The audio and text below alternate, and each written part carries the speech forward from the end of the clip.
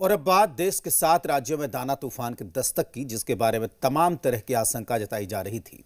देश के 7 राज्य अलर्ट मोड पर थे। लाखों लोगों का पलायन किया गया, लेकिन जैसे ही दाना ओडिशा के तट पर टकराया, उसकी रफ्तार कम पड़ गई, असर कम हो गया। आखिर कैसे दाना का निकला दम, देखिए इस रिपोर्ट में।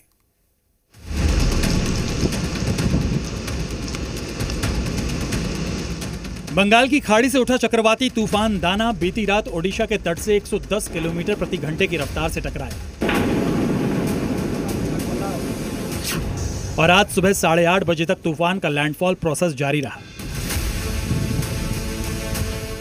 दाना तूफान के ओडिशा में आने के बाद से ही तेज हवाओं के साथ जबरदस्त बारिश का सिलसिला भी जारी है। सबसे ज्यादा नुकसान भद्रक और बांसडा में हुआ। सैकड़ों की तादाद में पेड़ और बिजली के खंभे गिर गए। हालांकि ओडिशा में तूफान के चलते किसी के हताहत होने की खबर नहीं है। During the landfall, the wind speed was 80 to 100 km/h. There has been no report of any casualty anywhere. We have achieved the target of 0 casualty due to proper planning and execution. We have shifted more than 6 lakh people to safer places. Odisha के अलावा तूफान का असर पश्चिम बंगाल, आंध्र प्रदेश, झारखंड, बिहार, छत्तीसगढ़ और तमिलनाडु में भी देखने को मिला। हालांकि अब तूफान की रफ्तार पहले से धीमी पड़ चुकी है। ये धीरे धीरे कम होते हुए आज शाम तक 50 से 60 किलोमीटर प्रति घंटा तेज हवा होने का संभावना है।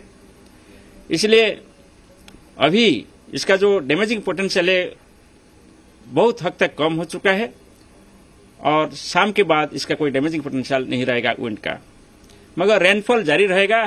फिलहाल कोई बड़े डैमेज का इन्फॉर्मेशन नहीं है। एसयूसी अभी ये कंपाइल कर रहे हैं इन्फॉर्मेशन सभी फील्ड यूनिट से, डिस्ट्रिक्ट से, और जो हमारे पास इन्फॉर्मेशन है वह कुछ जगहों पर कुछ पेड़ गिरने की सूचना है, कुछ वाटर लॉगिंग की सूचना है जहां पर बारिश हुई है।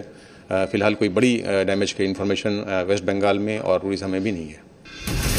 मतलब ये कि दाना की दस्तक से पहले जिस तरह की तैयारियां सरकार और आपदा प्रबंधन की तरफ से की गई, उसके चलते ही दाना जैसे तूफान पर आसानी से काबू पाया गया।